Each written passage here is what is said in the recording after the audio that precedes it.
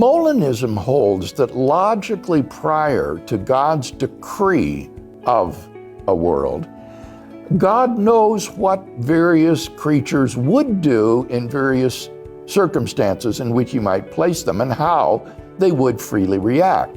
And so by decreeing to create just those people in just those circumstances and then leaving them to do as they want, God knows exactly what will happen. And so people are predestined in the sense that God knew exactly what they would freely choose to do in the world that God has decreed. And yet they are free to do whatever they want and to respond to God's grace or not as they will.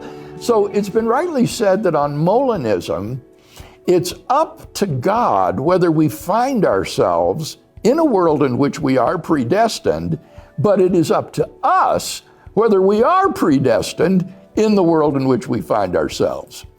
Now, the Calvinist finds this unacceptable because it is not God who determines how creatures would freely act in various circumstances.